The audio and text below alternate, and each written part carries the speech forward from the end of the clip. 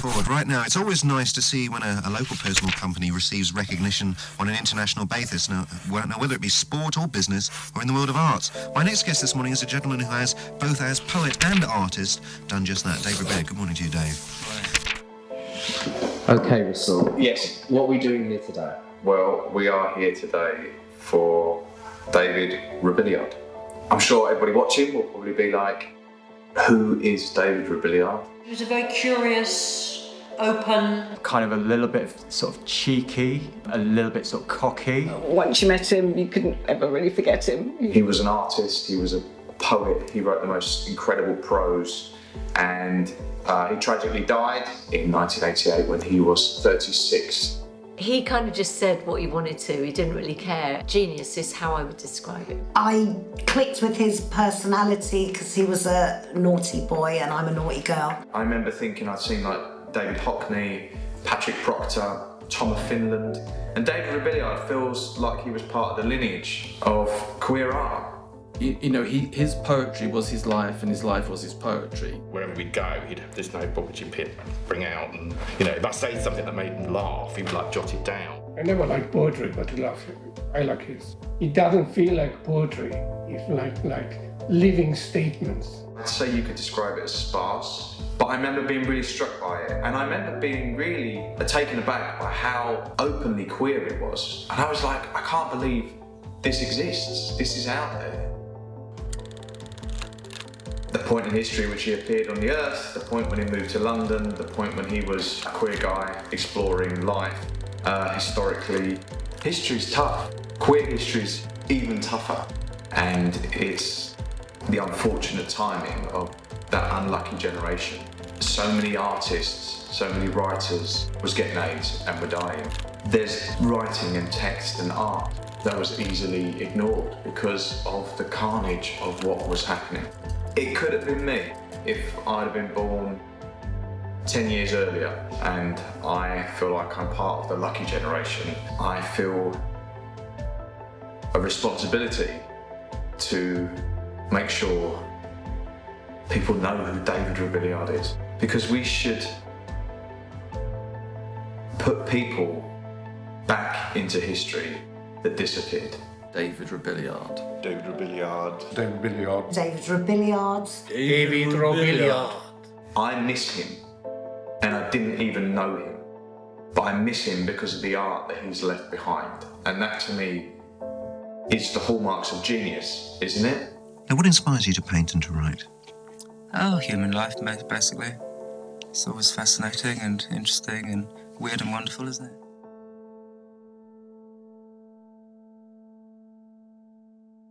How much do you know about David so far?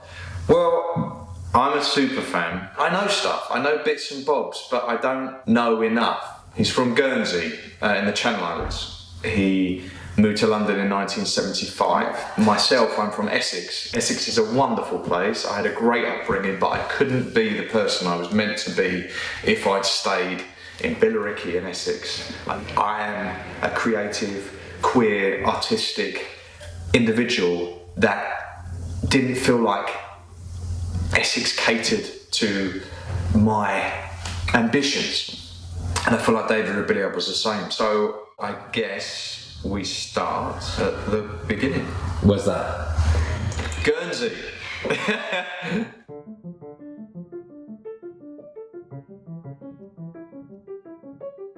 Does Guernsey, I mean, you're local, you're a local. Born here, yes. Yeah. Does Guernsey inspire you or feature much in your work? Well, I've written 2 poems for Guernsey. Would you like me to quote them? Yep, go ahead. Right. Guernsey, welcome to the friendly isle. Which one? The one you remember with a smile. And the other one is beautiful, 2 words. Guernsey flowers. David Robilliard couldn't be the person he wanted to be or needed to be by staying in Guernsey. He came to London because then he could realise his potential and realise the person he is. How did you first get into art and poetry? Well, in about 1973, I think it was, I went to see my friend Lester Carapel, and he and his brothers and friends were all sitting around their room writing out poems, as they all did. And Lester said to me, "Can you think of a title for this piece that he'd written, and I found from that moment on I never stopped. We've come on a bit of a pilgrimage, and we are in Guernsey in the Channel Islands, which is where David was born and spent the first 20-odd years of his life before moving to London in the 70s. The vibe is very different to East London, so I think it must have been a bit of a culture shock when he did leave here. But there is a museum here and an archive facility that is about preserving and representing personalities, artists, people who have lived in Guernsey. So what's exciting is to see how much of David is here in Guernsey still. So this gallery is really beautiful. It was two guys who collected it, two local guys. They were businessmen, but they were art collectors, and that's the foundation, is they bequeath their collection. These are all artists that are local. But there seems to be a space there that feels perfect for David to be present. Fundamentally, David Robilliard should be in the museum that represents the island where he was from, and he's not.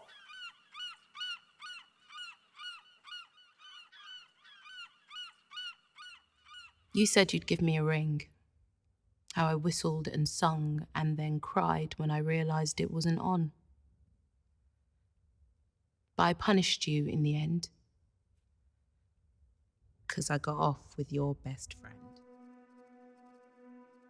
So we've just been to the Guernsey Art Gallery, and we didn't find anything. I was going to say much then, but we didn't find anything on David. And we're now going to the National Archives at the Prialou Library, I think is how you pronounce it, the Prialou Library, to see what Mike, the archivist here, has found for us, if anything. So we're at the Prialou Library. It's Guernsey's local history library. So we've just been to the National Gallery of Guernsey, and there is a fantastic collection. There's a lot of seascapes, portraits, but there is nothing, zero, on David Robilliard. So have you managed to find anything in the archives? No, starting this journey of researching and finding out about him, that's something that we're really keen to rectify. It's sad in a way that there's none of that seems to allude to his childhood, because I think that would be really fascinating from a local sort of perspective. Even now, young LGBTQ members would really resonate with. It's quite hard to find anybody who knew him before London who would talk to us. But yeah, no, we'll be very happy to get some of his books here. I know that's the plan. So I have something for you, which is David's poetry book. Yes, so I think that you should have that. Do you mind if I donate this to the library? Because I feel that we should have it here for other people to see. I think that would be absolutely magic. Thank you very much. And I'm surprised that he stayed as long as he did, because I think he was in his 20s before he actually left. And then moving to East London in the late 70s, early 80s, rough. Yeah. No man's land. You didn't want to go there, and the artists took it over because the rents were cheap. But it felt also like David. Exciting, because the people that he was meeting at that point, where he could express himself. Yeah, well, Gilbert and George, openly gay, living sculptures, living their truth, and took him under their wing, and it must have been quite exhilarating. That would never have happened here at the time for him. No. Do you agree with the old saying that the streets of London are paved with gold, or is it that way for young artists? I like living there, and I would never be able to have the success that I have now if I lived here, because it's not for that. It's good for other things here, but it's not for that. You have to go to the big city. People go from all over Britain to London to make what they will of themselves, don't they? I need new partners. I need new partners. Always new partners to dance. Give me some more partners. Oh, my midsummer passion. Lots of ideas flying around, and see the money spins. Do you like it? Do you like it? Live like it. I love it. I love it. I love it. I love it. I love it. I love it. And you must never, never, never, never be seen out alone.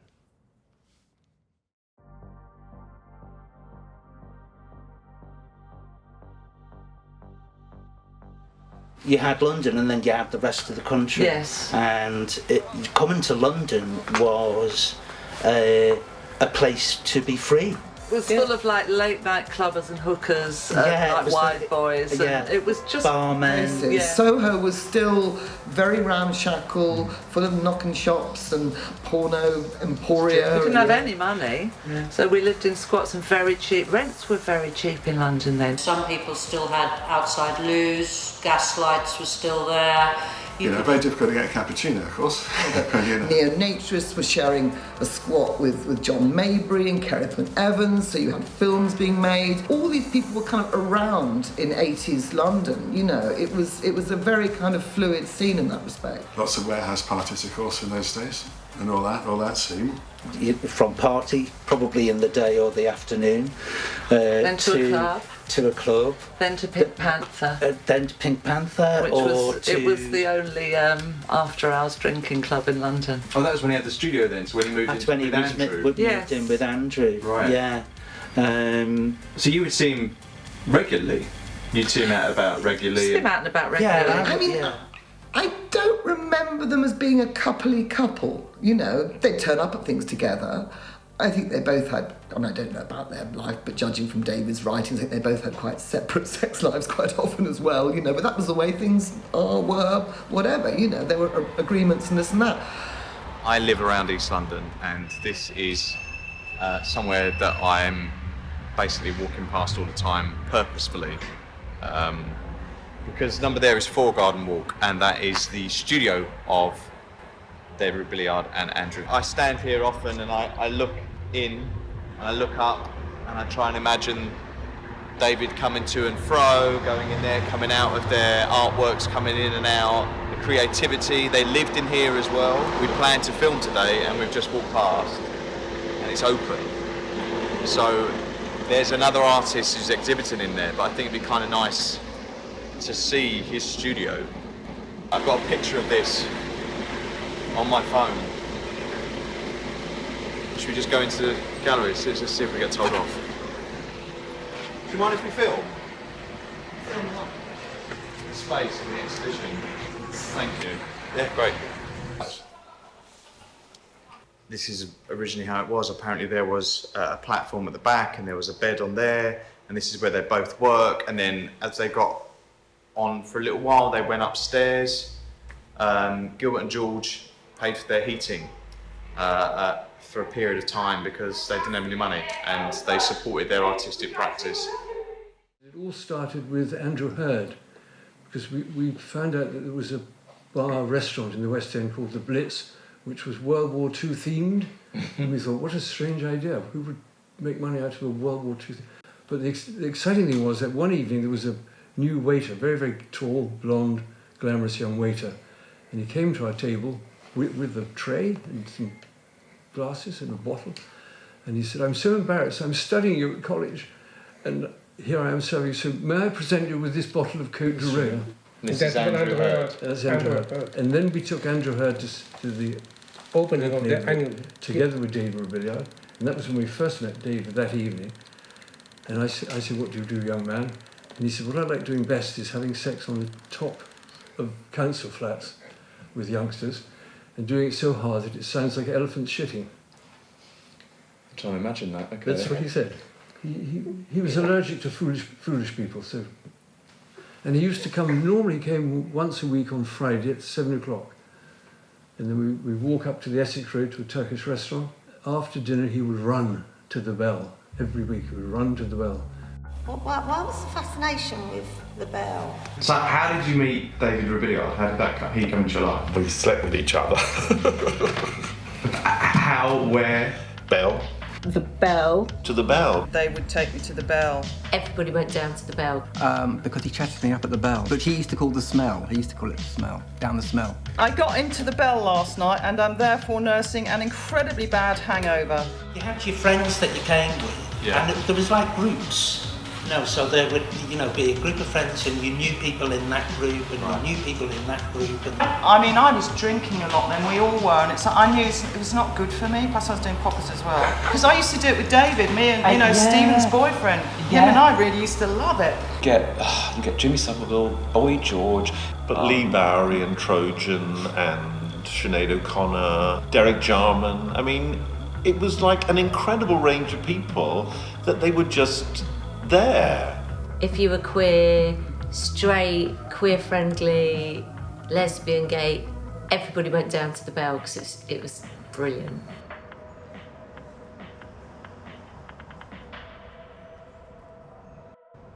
Percy Pisshead wets the bed, shits his pants, and craves romance.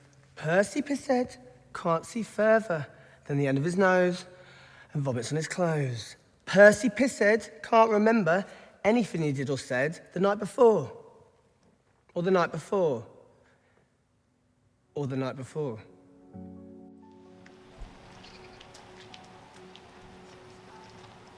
This is inevitable. This is a reprint of David's first published book of poems that was published in 1984 by Gilbert and George. This is excellent. I got this online at a reputable marketplace and I love it. And it's the sort of thing that I carry around in my pocket, much like David carried a notebook around in his pocket. But in here also is lots of sketches, lots of drawings that you would have assumed had been, there's Big Ben there and a cat. Lots of drawings that you would have assumed, these are all like little selfies he made of himself, that he would have sketched as well in his notebook. Or were they part of a show, part of an exhibition? I'm interested to see how these all tie up, how the poetry and the imagery comes together and why they're all chosen for this poetry book. It was Andrew suggested maybe having a book launch party in my new space in Old Church Street. The whole poetry thing and the art thing, I mean, it was Andrew that I associated that with and not David, you know, because he wasn't doing that and then all of a sudden he was doing it. I said the only thing is that we've got nothing on the walls. So anyway, on the day of the launch, a van arrives and a whole exhibition of framed drawings, about 25 or so, arrive. Everybody who was everybody at that particular time were at that launch. Gilbert and George, John Cooper Clarke, Nico. And what was a typical opening night in the 80s like in a art gallery? It was sort of, I always believed that it was really good to have a party because it didn't matter if people didn't buy the art, but you just had a party and people would want to be part of that, and somewhere it would drip down that somebody might say, oh yeah, okay, I want to buy this. When they're drunk. And when I met David, I just thought, I said, you've got the most extraordinary mind. And then he was doing poetry, but then he started doing works on paper, and he had that, his book launch in '84 at the Stephen Bartley Gallery off the King's Road. Yeah. And I said, listen, I'd like to give you a show. And he said, great. Paul, who I had the gallery with, he had an old-fashioned printing press, would print all David's poems for each month. He would actually be incredibly patient because setting type hand by hand is a long process, and it probably took us a couple of hours to get it set up. Hello. I'm a friend of David Robilliard's, but also I had the honour of performing his poetry. My name's Leo Burley. I was the other half of the infamous David Robilliard poetry duo, the Robilliards. You're all too shallow. Yes, of course. Yes, of course. Yes, of course. Yes, of course. Yes, of course. Course. Knick-knack, paddywhack, give the dog a bone. This is a battery interview and you're not allowed to breathe. You're feeling my thoughts. Yes, of course. Where would they go? Where would He sent them out. He sent them to all sorts of people. Was it President Reagan at the time? The Queen always got a card. Why do you think he didn't like to read his own stuff? I don't actually know. I think it might have stemmed back from, just a lack of confidence that, maybe back in Guernsey when, no one really, he didn't really have a lot of validation out there, and I think that kind of stayed with him a little bit. I don't want to say anything negative about his family because that's his family, but I don't think that they would have accepted his sexuality. Well, I can't even know that they wouldn't have accepted his sexuality, and they wouldn't have understood his poetry and things, or his artwork.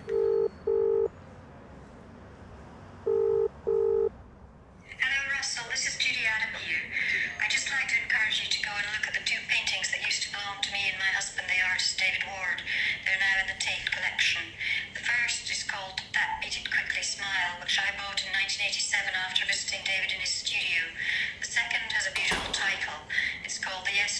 negative dreams. Steps, Susie. There's a step. Oh my God. Yes, No Quality of Dreams. That is the best painting that David made, in my opinion. You get, obviously, what the painting is, but when you see him in the flesh, it's just something different, and you can imagine him making them. Beat it means, you know, it's so Americanized. Go away, get rid of it. But that beat it quick smile, so there's so many ways of reading into that because, you know, beating off, again, is an American term for masturbating, which I'm sure David would have loved. And my one, which is called the Beat It Quickly Smile, was called that because I used to give a smile to David if he came and talked to me when I was chatting someone up, just to get rid of him. And he knew that smile, and he would just go. And that's why he called it that Beat It Quickly Smile. It's nothing about masturbation, which is what they say in the Tate Gallery about it, at all. It's like the poetry is the most important thing, and the images back up the poetry. You know, predominantly he started off as a poet, that was what he was, and then through encouragement of Gilbert and George, he started putting images to the poems that became these paintings. There was no hierarchy, like the image is better or the writing's better. For him, poetry was what drove him. So the images are there to flesh out the text, to give it more meaning, to allow you further understanding. In the windows opposite my room live many people, kitchen sink in their room, separate lives. We're all in little cages, like battery hens, perhaps with battery cock and bull stories. Hello, Russell. My name is Steph Dickers, and I'm the archivist at the Bishopsgate Institute in London. I hear you're making a film about the late artist David Rilliard. We have the papers of a critic called Emmanuel Cooper. He was a critic in the 1980s who reviewed art for all the big newspapers and publications. And I've looked, and there's some David-related material. So I was just saying, this is the sort of thing that David would have done. He would have actively, proactively sent out his own invites for his work because he wanted... Joe? Thank you very much. Have a look. Oh my God. So who would have taken these? He wouldn't have taken these pictures. He would have just had He these. would have corresponded, and they would have been sort of either sent to Emmanuel Cooper for like reviews or. God, this is so good. Paul Evans, 1984, it says on the back, who was a photographer, I take it. I've obviously seen a picture of him with Inevitable, which is the one that is everywhere, which is probably the chosen image. But these were obviously ones that were made at the time. So this book was published in an edition of 1,000, signed. And Gilbert and George made it with him. Oh my God. I think it's iconic.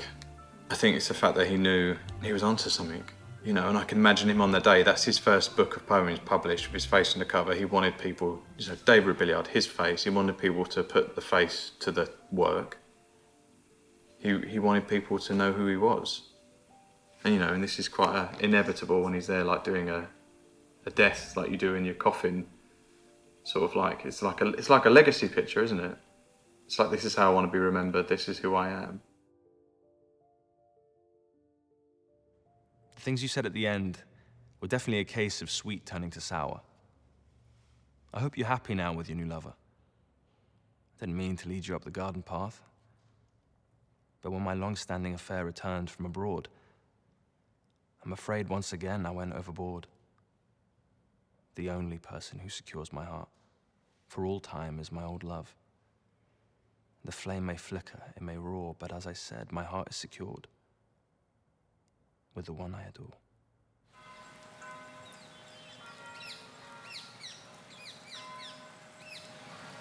Now, you've had your work, your paintings exhibited all over Europe as well. Where, in fact, have you had them exhibited? Well, London, of course, and in the Van Abbey Museum in Eindhoven, which is a wonderful opportunity for me because it's the most famous museum in Europe. Where are we today, Russ? We're in the Stedelijk Museum storage in Amsterdam. This is always the most exciting thing. It's Morandi there. Oh my God. I mean, that in itself is an amazing collection. Oh, it's so good. And this one, Not Tonight, Josephine. Not tonight, Josephine. For hundreds of years now, Napoleon has been standing behind the famous screen with the words, "Not tonight, Josephine." I mean, I've just heard that they didn't realise they even had this in the collection until they were pulling works out, these two for us to see today, and this was in there. This is the most poetic and also the most graphic that David goes, the way he kind of mixes the high-low of emotions of the human condition. You've got right through the middle, Highway to My Heart, and then on the right, you've got a wild fuck with spunk flying everywhere, over the desk, over the chair, everywhere, which sounds pretty phenomenal. There's a real sort of powerful sadness in there for me at times in those poems, and that's when it hits that note. That's when I see, you know, there was the showman, and there was someone who was unafraid of being overtly gay at a time when not everyone had that courage. The flip side of that, coming from Guernsey, you know, coming from a background where perhaps that sort of personality wasn't encouraged, or you know, he wasn't allowed to shine, and you know, there was very much this idea that he blossomed in London, wasn't there? Can I have this dance? Oh look, they're discovering each other dancing. That makes me feel quite emotional. So like my boyfriend, I think about, when I see him dance, he's not the best dancer, sorry Steve, but I think he is, but he is something about it when he just lets himself go and dance. It's so beautiful. That's why I connect to his writing so much, because it makes me think of everything in my life. What is the story of the Josephine then? So Josephine and Napoleon? Yeah. No, the idea was that the Josephine, that Napoleon was very small. Maybe he was getting up to fuck her. And said, Josephine, not tonight. That was the way of singing. Right. Simply made, lightly made, and without heavy theory, this and that. It's just like it is. And that's what I liked about it. Do you think? But I didn't do much singing about it anyway. You didn't think about it too much? No, it was love at first sight. Love at first sight? Yeah. That's the same as me. You know, as his reputation as an artist began to grow, he had the Stedelijk show, didn't he, in Holland, you know, which was a major gallery, you know. All of a sudden, he could see, I think, a way forward. And that was why I think what happened next was so tragic, because he seemed to be on the cusp of something, and he was certainly aiming for it, no question.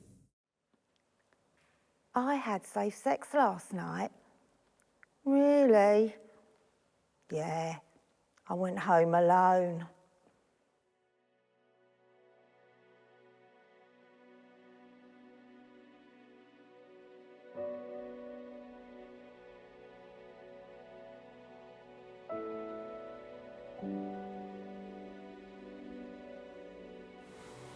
He phoned me.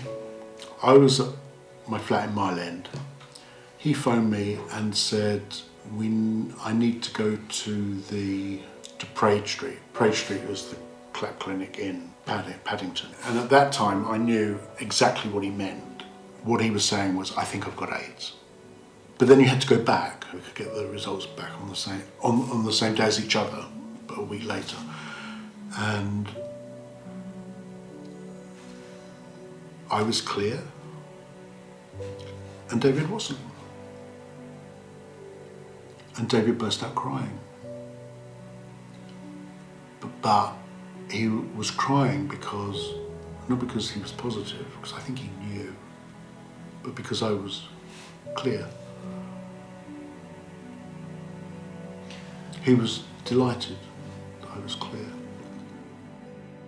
One phone call that really sticks in my mind when he suddenly introduced himself as David Robilliard. I said, oh, what's that all about? He said, oh, well, please don't be put off. I hope it doesn't stop you coming to visit us. He came immediately from the diagnosis to Fournier Street. Yeah. Did you know he was going to be tested? Did he say he was going to be tested? No. And we didn't know exactly what to think. You know, a lot of people thought that it was some exaggerated thing from America, and not everyone knew exactly what it was. I found out the news today. So that was the 21st of January 1987. I said probably one of the most horrible days of my life. Did he seem quite scared, or did he seem quite like energised to fight it? Or I think both. I think he was scared. Of course, I'm scared. But it did spur him on to do a lot of amazing work. It was quite therapeutic for him, I think, to actually, you know, channel that into his work.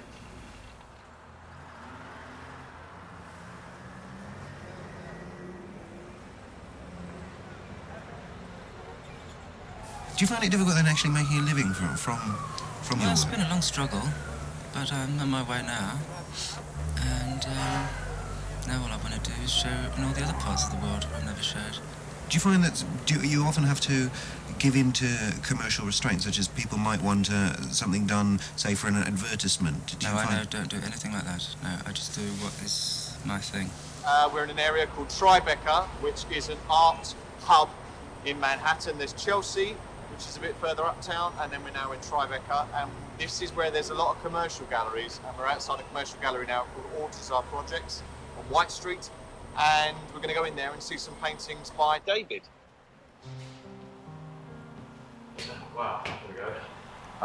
This one here from 1987 is one of the biggest ones I think we've seen.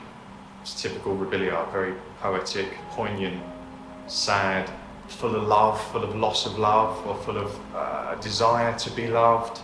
I have romances over the years that are very short-lived, but they burn bright when you're in them. And then we have this one, this side, which I love so much. This is feels very personal to me because it feels like my relationship, and my boyfriend has actually said, this is basically us. He says, you know how to wind me up. You know how to calm me down. You know.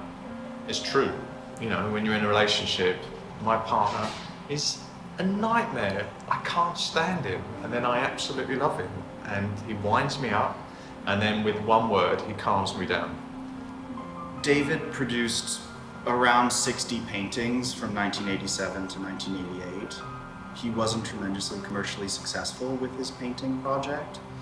Many of the works were purchased at very low values by friends. Incredible that he was suffering from AIDS, but the love that's in them.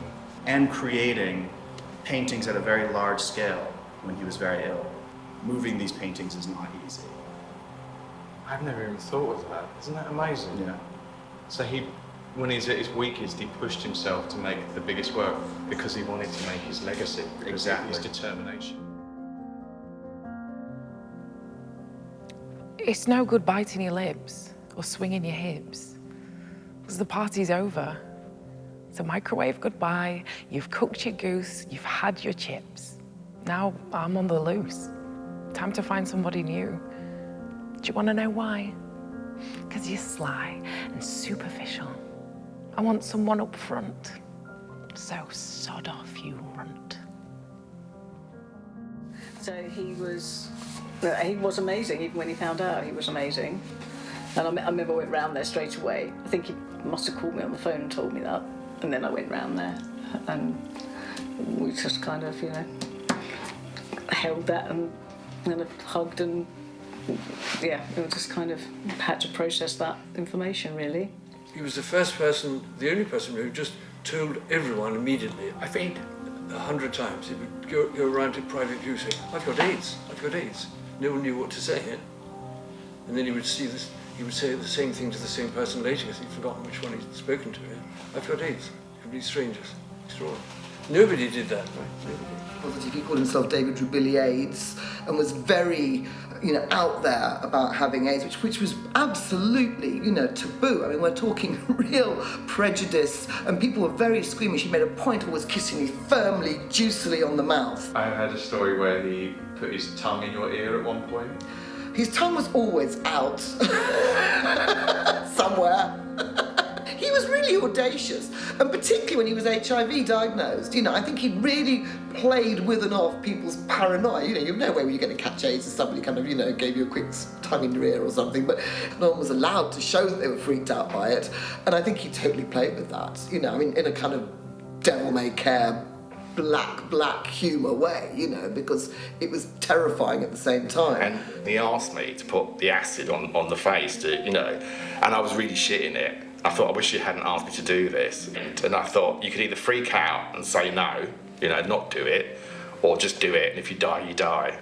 He has a blood blister in his ear. He's partially deaf in one ear. Also, he's developed tinnitus, a horrible state, like noise in his ear. At the weekend, he was feverish and very panicky. He stayed the night here. I let him have my bed. Is it quite hard for you to talk about? Yeah, it's quite, it is. I may be tone deaf, but I'm not stone deaf. And I've heard some ugly rumours you're all of a sudden never in when I call and you don't call back. So listen, I'm not going to get a tumour over you. I may live in a room with a view, but I'm not sitting in the window waiting for you. If I don't hear from you by the weekend, we're through. I hope you're happy if you found someone new.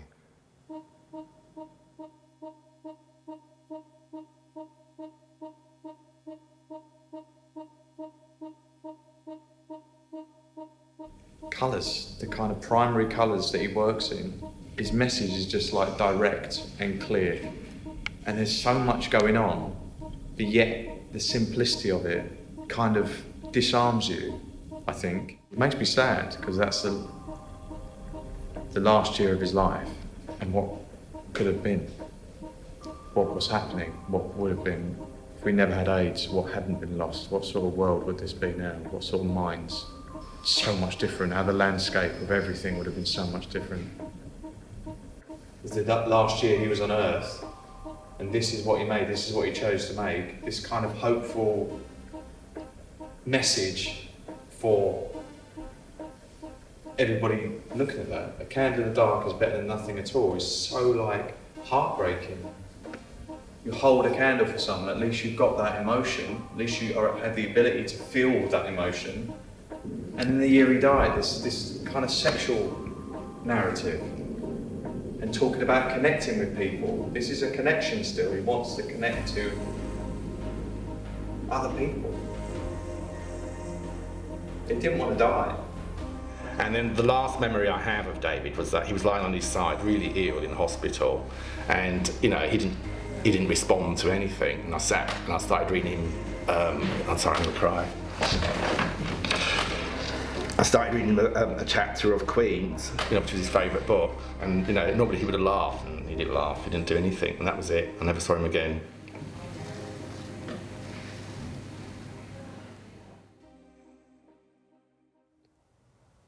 When we become antiquities and the new lot are on their knees, we remain silently in the breeze. As the person in the hospital says, "There's no room for you." Next, please. What's the future for David Rilliard then? More. More what? More exhibitions, more books. I've got my third book coming out now, which is going to be called Life Isn't Good, It's Excellent. It's a nice line for 1988, isn't it? Young gay man dying of AIDS, this is going to be nothing, but I was really pleased that we found an obituary, and it's a really nice write-up about his achievements. Even the photo is it's quite haunting in a way, the obituary is... Oh my God. Yeah. Oh my God. So I wasn't surprised when I saw that there's no reference to his Oh my fighting of God, AIDS. that's just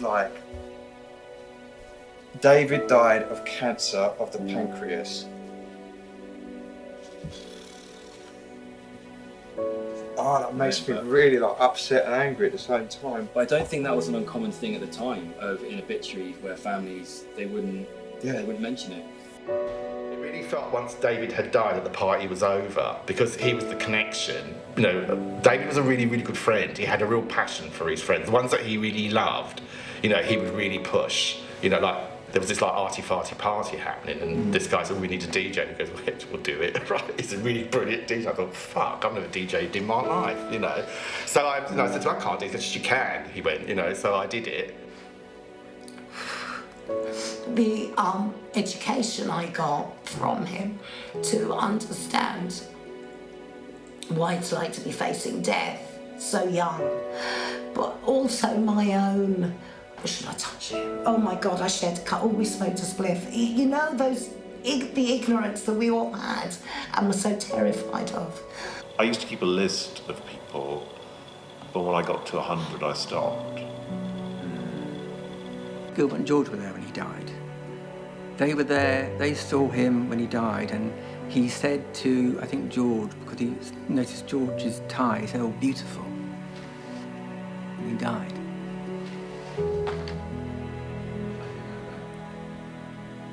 He wanted to see his mum in the end.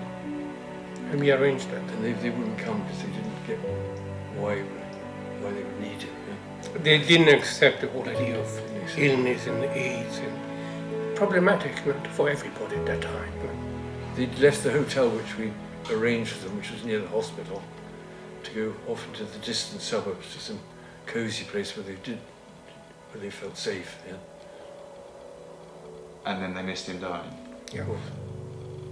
For my part, because I was on the door of the nightclubs and I would have a guest list, and it felt very much to me a bit like in a war situation. So there would become less and less people that would be coming to the club, and their names wouldn't be there anymore. From my experience, when people found out, they got their diagnosis, and a lot of the time they would find a moment to sort of take me aside on the door of the nightclub, and they would say, you know, this has happened to me, I don't know what to do, my parents don't know that I'm gay. Or, anyway, obviously getting a bit upset there.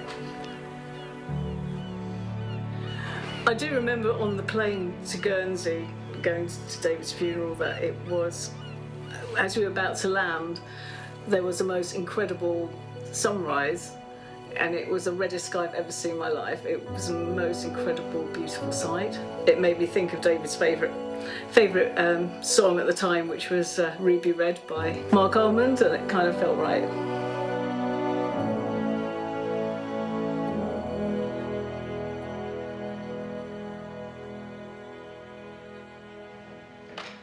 Noteworthy.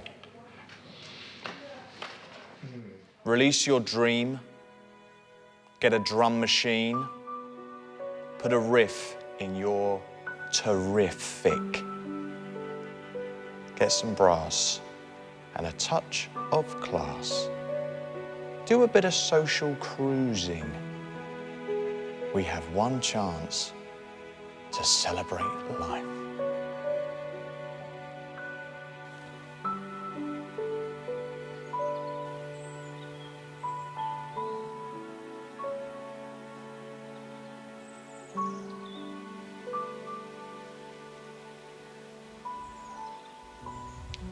It's the ultimate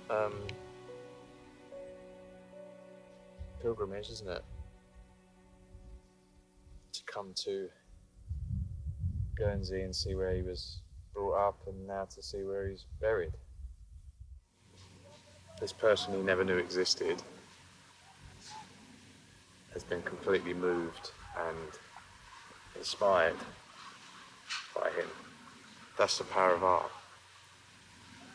That's all art is just telling stories and connecting, writing, film. The visual arts is just about telling stories, and there's loads of stories, and it's about the ones that you connect to. It's like shooting an arrow in the sky. And what target does it hit? And he hit me. That man's my hero.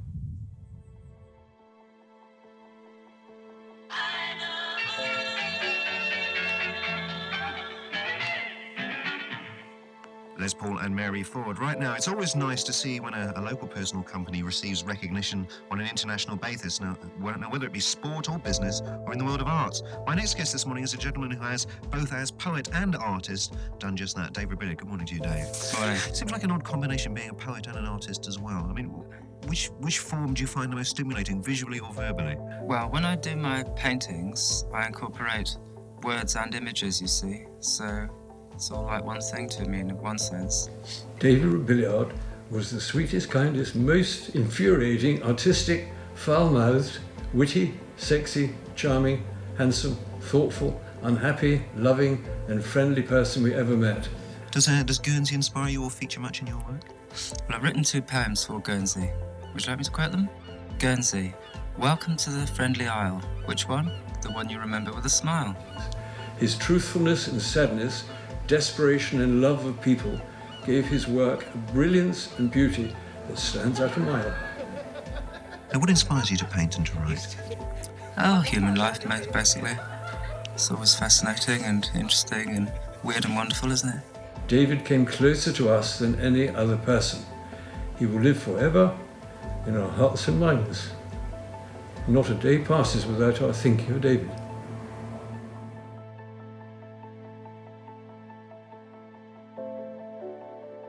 What's the future for David Rilliard then?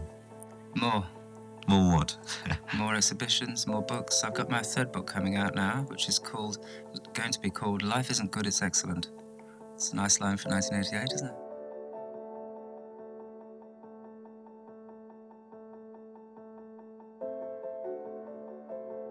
So, right, so good year, 1988, good year for David Rilliard, do you think? I hope so.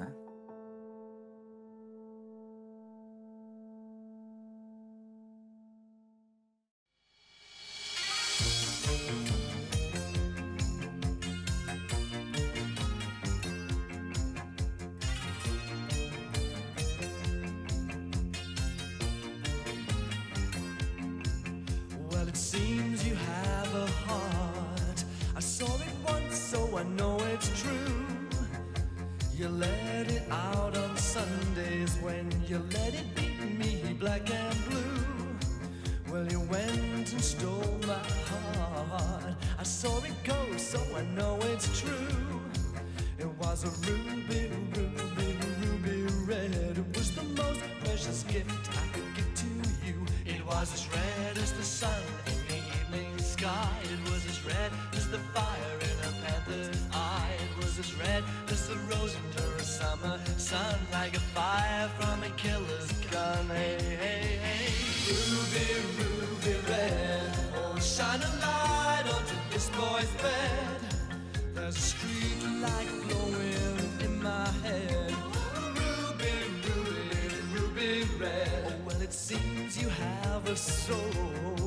You let it go, so I know it's true. It was a ruby, ruby, ruby red. It keeps me warm when I'm feeling sad and blue. Well, you went and stole my heart. I saw it go, so I know it's true.